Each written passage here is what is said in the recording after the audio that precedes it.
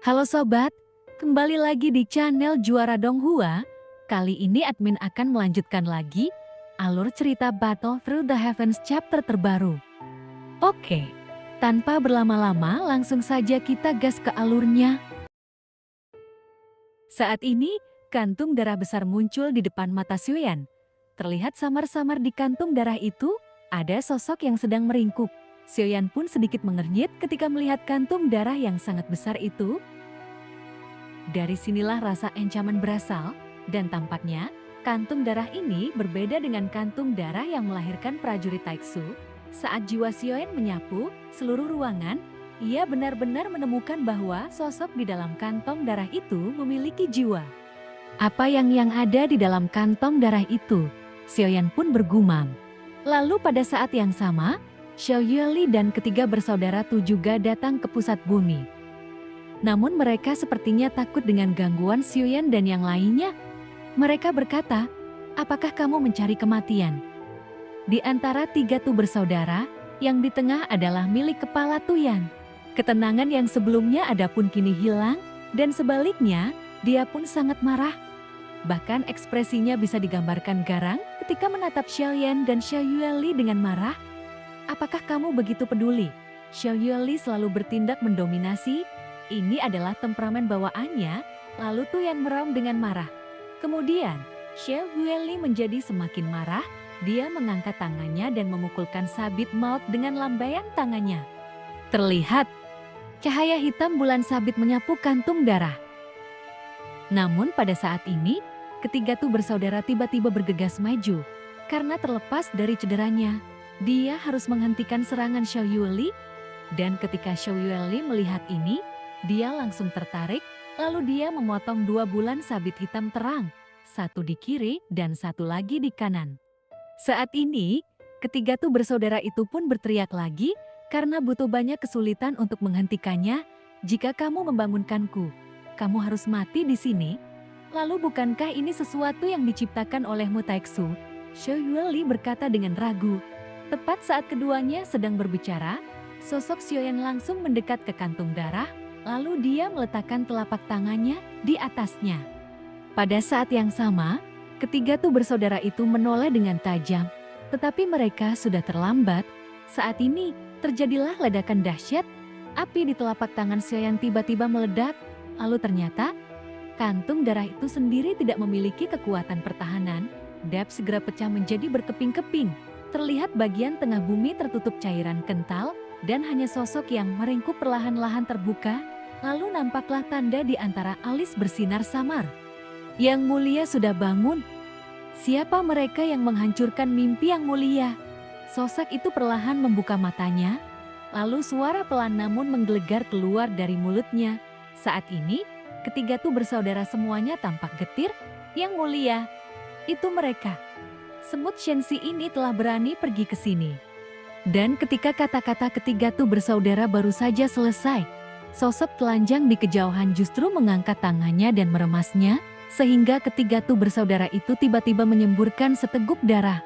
Lalu, seluruh tubuhnya sepertinya terjepit dengan keras, dan segera jatuh ke tanah dengan keras.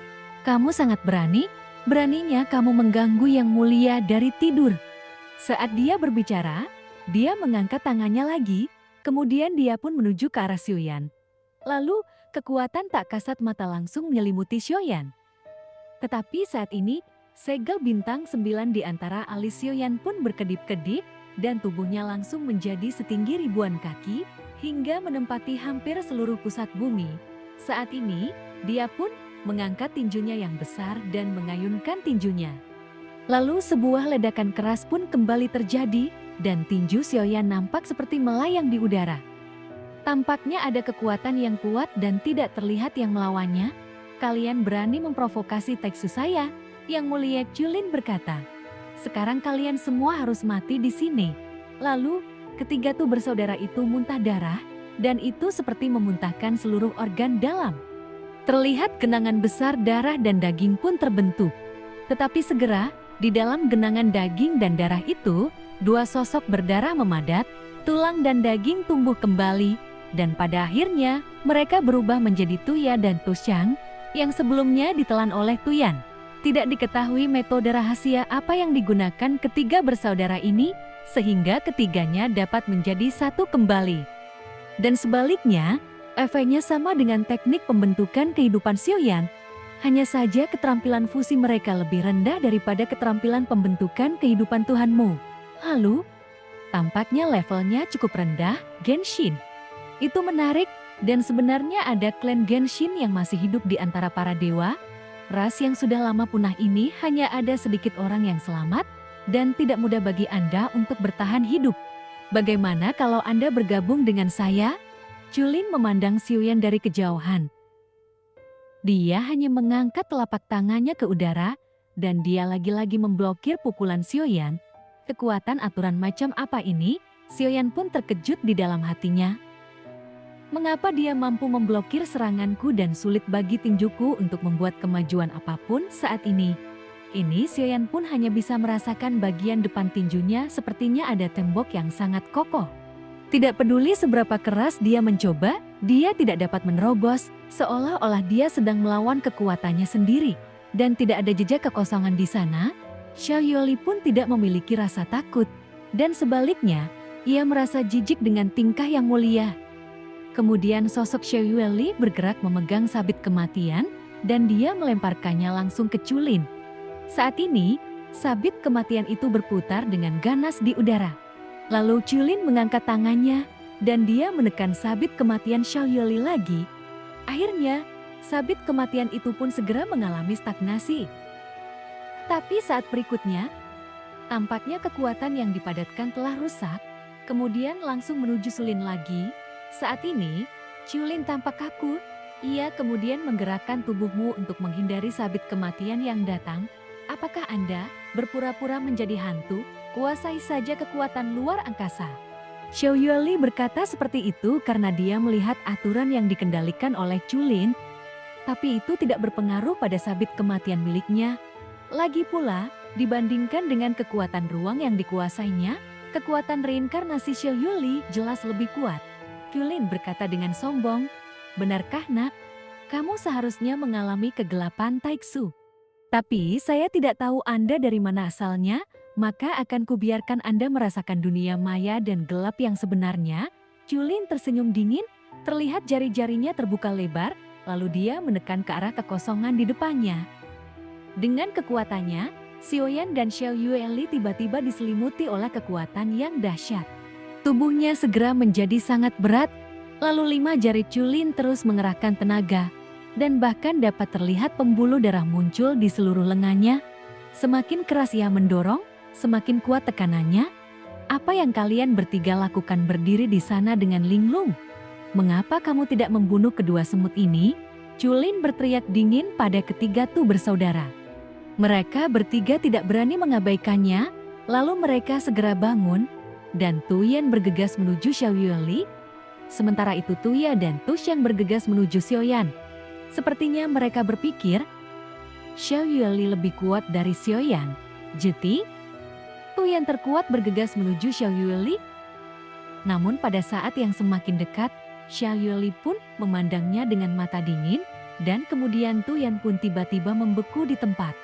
Meskipun kamu bukan roh Tuhan Kusai, namun kekuatan reinkarnasi memungkinkan Anda melihat kembali kehidupan masa lalu dan masa kini, maka pikirkan tentang hal ini. Mata Tu Yan pun kini menjadi hampa, dan tidak ada lagi gerakan sama sekali. Adapun Sioyan, dia yang berada di alam kekosongan dan gelap sangat kuat, maka saat ini tubuh fisik Sioyan pun kini mulai membesar lagi. Dia pun mulai menghancurkan seluruh inti bumi dengan tubuh dewa aslinya. Sebenarnya, kemampuan klon dewa asli Sioyan adalah dewa asli super raksasa. Terlihat, tubuhnya menjadi lebih besar dan semakin kuat kekuatannya, lalu tubuh fisiknya juga menjadi lebih kuat bagi Sioyan. Dengan ukuran 10.000 kaki itu, sekarang dia dapat mengontrolnya sesuka hati. Saat ini, cahaya keemasan menyinari tubuhnya, dan setiap kali tubuhnya roboh, maka akan pulih lalu ukurannya menjadi semakin besar. Kekuatan luar angkasa, ku dengar itu klan dewa yang asli, maka jangan perbaiki aturan apapun, karena satu kekuatan bisa melanggar semua hukum. keluarga dewa saya yang asli tidak pernah mengikuti aturan apapun, kekuatan adalah segalanya. Akan kuajari kau beberapa pelajaran, dan kuberitahu betapa kuatnya keluarga Tuhanku yang asli. Terlihat Jin Huanshen tampak sangat bersemangat saat ini, lalu suara itu terdengar di telinga Xiaoyan.